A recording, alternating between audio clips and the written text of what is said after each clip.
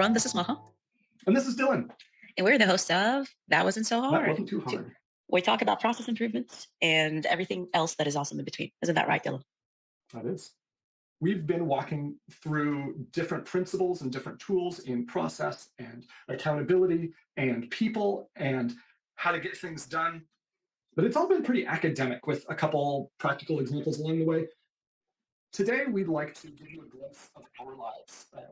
We had goals in starting That Wasn't Too Hard, and we have a strategy in That Wasn't Too Hard. And ideally, the strategy meets the goals.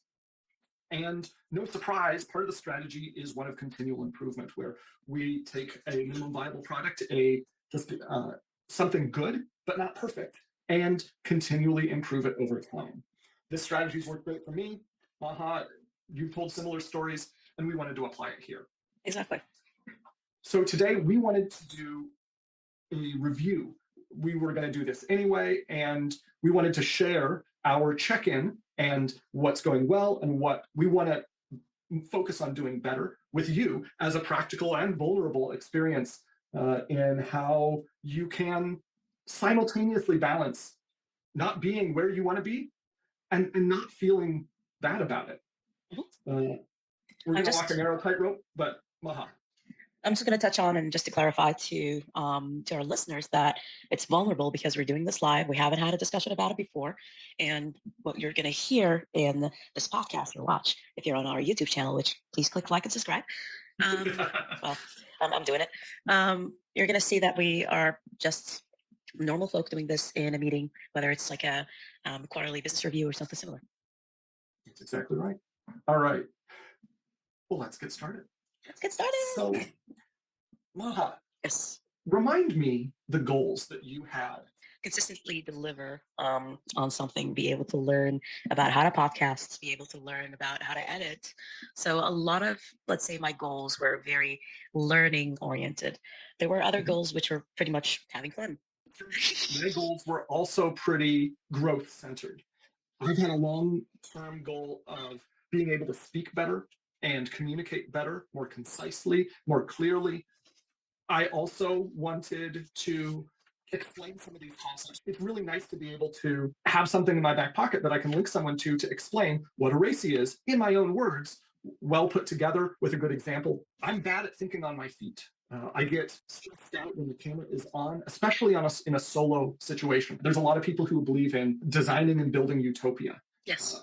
Of zero failure, of perfect worlds, of safety, of security as a binary, that something could be secure or not secure. And I think I want to help people understand that all of those are fallacies, that all of us are suboptimal almost all the time. And excellence really isn't as much about Herculean efforts, it's more about constant and slow improvement over time.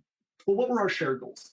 I think what we wanted to do is consistently produce a podcast in which we could get engagement from other people, where other people could not only learn about the similar concepts that we talk about, but could also kind of maybe engage with us. All right. So we've determined our goals and values, and I have for you, has any of that changed? Like, are your goals still the same? I would say that my goals in their essence are the same. I would say that I would like to approach a lot of these goals with more rigor and with more clarity. I think for me, just like you've kind of mentioned at least earlier, that this was an MVP. I stepped into it without actually saying no to it. I wanted to try something new. I wanted to understand what I can do with it, how I can function in it. I just wanted to understand it first. And then based on the MVP, I can start developing it. My goals have also not changed, and I suspect that the overall shared goals haven't changed much. Okay, let's talk about our strategy. So when we initially came up with this, we thought we would want to frame an idea or a concept or a tool within almost as like the Harvard Business Review does it, where you talk about a problem and you talk about how they explored the problem, and then they talk about how they ended up solving the problem or derived value in the end. And we wanted to do a twice a week cadence with a planning session and then a recording session, and then have this like consistent cadence. we have a backlog of things that we want to talk about. Is that strategy that we initially came up with still the right way of meeting our goals? I know 100% that for this to work, we need more planning and maybe going back to the basics of being able to articulate the structure even more. I do believe that now that we have a little bit of a structure going in general and a plan, maybe what we can do is have a kind of set structure that is to the brand of the podcast. And on top of that, from my end at least, stick to the timelines, which is a big issue, I think. I don't know, did I do You this touched on a well? whole lot of good points. I think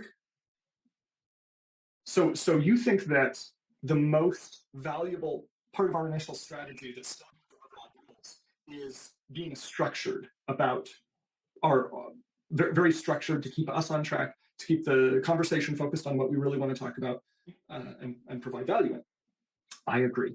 We are, both of us, excitable people and thoughtful and opinionated people, and we both go on rants, and and I think we both know about ourselves that staying on topic and staying focused and staying concise is something that will help both of us, and building habits in that space will especially help both of us. Yes. Alas, there is a devil's advocate coming into this story and saying, is our brand going to be more of a rant, or is our brand going to be more of a structure? That's actually another good question to ask, because if we're comfortable with the rants and we see value in them, people see value in them, then yes. So far, I haven't gotten that feedback personally, but they like the content. The other side. This is a great question. So okay, I'm gonna write it down. We no. Let's decide right now. Okay. We talked through our goals. Our goals have not changed. We had an initial strategy of being structured, and we've had a hard time staying structured. And you are reconsidering that decision. Good. Good point, by the way. Question the decision. Is being very structured the best way we can deliver our goals, or do we want to let it go more freeform? Yes, and that's a good question. So far, I've been getting a mixture, to be honest. Like one of my mentors and previous bosses at Shell actually told me that the last podcast reminded him of his time in Yokohama, for example. And he was like, he was kind of reminiscent and thinking about all those good days and talked to me about it. So sometimes that rant is just easier to listen to, right? You still capture, it flows better for us, but also for people, because let's be honest, I mean, I don't have the numbers, but over 50% give and take are probably listening to podcasts while doing things. So if we're thinking about throwing visual context of them, such as the RCA that we've done, and the SciPocs and everything else like that, does it actually, again, achieve the goals that we want? Kind of from a learning perspective and from a showing perspective, yes. But if most people are listening to us instead of watching us, then we need to balance that. So how about this? I think this is a great opportunity to say that beyond today's reflection, we need to have a reflection on the data that we have captured so far. How many downloads? How many downloads are we getting, or how many views are we getting versus anything else? Actually capture all the data that we've gotten, maybe from colleagues and friends, to maybe start thinking about how to put meat on that skeleton. So my original question was, do we want it to be more freeform, or do we want it to be more structured? And my answer is, I need more data. How would the data help us decide that, though? Because we've had would you say that, like, is there strong enough correlation in the freeformness of individual episodes that you would feel comfortable drawing, like, conclusions about people's preference from it? Or are there too many conflating factors? I think it's too many conflating factors, which is why I'm going back to the data. And I also don't want the bias of comfort to maybe step into an opportunity and slow it down. Because discomfort is also good. If we're comfortable with rants, that sounds like it's not a good idea. That means that we're not really pushing for growth. So it sounds to me like, use the data to see if we need to push ourselves or not. How does that sound, actually?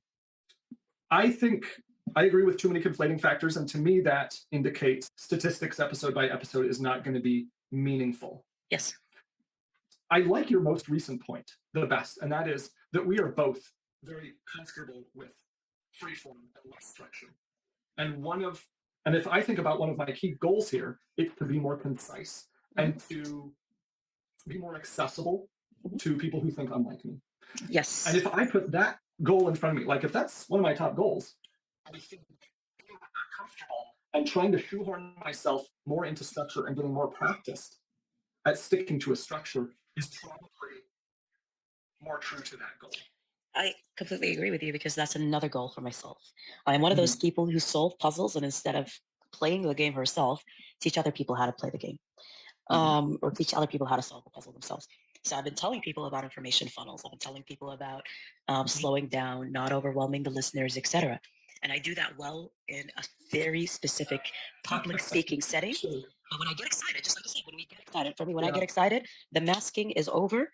Like my mask is off, and then ADHD Yeah. Maha is out. Let's pivot over to improvements that we want to make. Okay. How about I start this time? One of the pieces of feedback that I've gotten, it's not yet easy to listen to or easy to get to. The easy to get to piece, I think we've discussed even before, right? Mhm. Like I got the vibe that it was work to listen to us. Depends. Okay, that's a really interesting. Actually, this is really good Mhm. feedback, though. But what I would like more is how do we make this Reachable. appealing to people who are not already sold on Dylan and Maha? Mhm. And I'm not sure how to do that yet, but tell me your improvement thoughts. And which bucket would you like me to share? Because remember, I've tended to, from the beginning of this, to just throw in improvement ideas, to throw in improvement stuff. So Well, help me help you by helping me bucket these things. well, okay. If you start with the goals, your goals, Mhm. and then you filter that with the strategy, Yes. and then now we're at the implementation detail. Yes. How should we change the implementation detail to best deliver the goal via the strategy?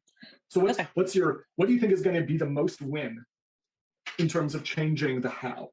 I've already prioritized it in my brain. So priority number one would be to actually spend more time on the preparation when it comes to not only talking about things that we know, but by challenging ourselves to research and find more about things that we do not know. There is this learning curve that I think is quite valuable for both of us in that case. I would say priority number two would actually be on the maintenance of, again, the integrity, if you even want to call it, of the podcast by asking maybe our speakers more often to just try to understand what they're liking from it now. How did my improvement suggestion strike you? That piece of feedback, that how do we make it more appealing? Does that seem like a good strategic goal? For me, I was just spaghettiing out of my mouth the steps or the approach Sure. without adding the title, which is talking to people, understanding what they like, what they don't like, and again, data. But no, I really do like this idea, and I think structure helps. That's what I suspected, that you Yes. were starting to solution the next level of granularity from how do we make it more appealing. Yes. I would challenge the idea that we do not have enough data to on what our best changes are to make it more appealing. And my top example is what you just said, that structure will help. I think also we've gotten a little bit, not gotten, but we've set the bar of the quality of what we expect of ourselves at a certain place. Yes, and we need to up that, especially me. Well, But no, that's this just is that's not just my about. reflection. That's my reflection of myself. So you want it vulnerable. I'm giving you vulnerable. I know that I can do better. I appreciate that, and I hear that, and I'm not saying you're wrong. I am saying this is not about you. This is not about Maha is pulling us down. This is about us as a team. I know. Delivering more. I know. Yes, I know you know. I just want to say that for all the people listening, because that's the key of making a discussion like this good, is that you have to, once it becomes about one of you, like a blame game of one of you letting everybody down and it being their fault, you've lost. And your sort of improvement session will fail. Now, I say, so how do we raise that bar? I think what we are tempted to do is to just keep talking. And I think that's good. That's the first step. If you go read writers about how to be the best writer, I think just save time. Just get lots and lots of writing out. And I think there's an aspect of truth to that. But there's also an aspect of truth to rewriting. And I think that's the next step to becoming better, is to reflect on what you've done and demand of yourself and get it right, get it better next time. And I think this can come across in a couple ways. Sometimes we have a hard time phrasing something. So maybe we can do more. We did this a couple times last time where we, like, deer in the headlights, and we just paused and we said, let's do that one again. This is really important to get right. Maybe we do that more frequently when one of us like flubs it. I wouldn't use the word flubs it. I think it's more on the Not optimal. offhandedness. Sure. Well, sometimes sometimes we have a lot of filler words because we're trying to search for like, Yes. Right? There's that too. Like sometimes we go off tangent, but sometimes we just, don't make any sense. Yes. One of the things that we have not done in a meaningful way yet is follow our own advice, is ask for the hard truths that we are maybe ignoring. So with that in mind, Maha, how can I be better at like speaking, or like what are the annoying things that I do or say that you think are making things, the overall product suboptimal? I also wouldn't, well, I'll continue using the word maybe suboptimal, but I wouldn't even have an answer for that. I think in my mind, sadly, there's this little stuck widget right now on if we could focus on structure, a lot of the problems, like 90% of our issues would be solved. So What coming about out of today, Mhm. Maha, Yes. are you feeling hopeful? Are you I'm so- feeling excited? I'm hopeful. I'm excited. I'm as excited as your baby that stepped in and showed us drugs. She would resent that term. But moving on, do you feel judged? What does that mean, actually? Do you feel like your value is diminished because of your past performance in the eyes of me, or I don't know? Not at all. It actually makes me feel that this is the right step forward for me. I don't think my values are being diminished. I think that actually my values are being kicked in the butt. It's awesome. I also feel energized, and I do not feel judged. And I want to point out that it didn't have to be this way. Like we could have done this meeting in a slightly different way. Either of us could have done it this way and made it feel defensive and like the other person was causing all the suck. Is the reason that this thing isn't what we want it to be right now. Right? And I also refuse to turn this into a YouTube thing where you won't believe what Maha and Dylan are talking about today. Like all flashy and stuff. No. But anyway, sorry. Only an irony, right? Sorry to cut you. No, that's fine. And I think for people listening at home, this is what I was pretty sure would happen, just because Maha and I have built good rapport, and we're both very committed to healthy relationships and in building projects and working together. There's been some setbacks during recording, happy little accidents, as that one tree guy used to say. That aspect of how do you do dispassionate portfolio review comes back to the cultural principles that we talked about that are espoused but maybe not fully implemented at places like Toyota, that the system and the product should be resilient to individual people's failures, and any improvement should focus on the system more than individual people. At the same you time, and I feel very passionately about this. Thanks for joining us, folks, on this excellent journey into